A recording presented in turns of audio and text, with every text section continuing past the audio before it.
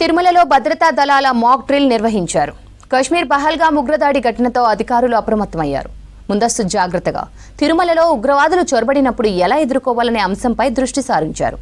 భక్తులను ఎలా రక్షించాలి అనే విషయాలను లేపాక్షి సర్కిల్ దగ్గరలోని సుదర్శన్ సత్రంలో భద్రతా దళాల మాక్ డ్రిల్ నిర్వహించారు.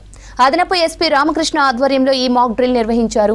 ఉగ్రదాడి జరిగినప్పుడు ఎలా వ్యవహరించాలనే అంశంపై టీటీడీ నిఘా, సివిల్ పోలీసులకు, రిజర్వ్ పోలీసులకు, ఆలయ సిబ్బందికి, వైద్య సిబ్బందికి క్షుణ్ణంగా వివరించారు అడిషనల్ ఎస్పీ.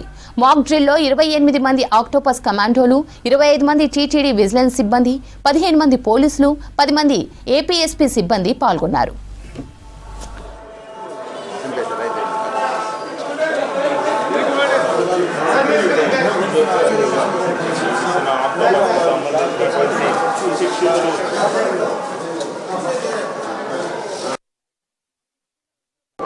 భద్రతలో భాగంగానే రెగ్యులర్గా చేసే దాని భాగంగానే ఇప్పుడు కూడా ఈ mock drill octopus, police, vigilance, TTD, doctors, fire department మిగతా అందరూ కలిసి ఈ యొక్క మాక్ ఆపరేషన్ చేయడం జరిగింది. మాక్ డ్రిల్ని అందులోనూ ఈ మధ్య కాశ్మీర్లో జరిగినటువంటి టెర్రర్ అటాక్ సందర్భంగా దాన్ని దృష్టిలో పెట్టుకొని ఆ అలర్ట్లో భాగంగానే ఈరోజు ఈ మాక్ డ్రిల్ నిర్వహించడం జరిగింది.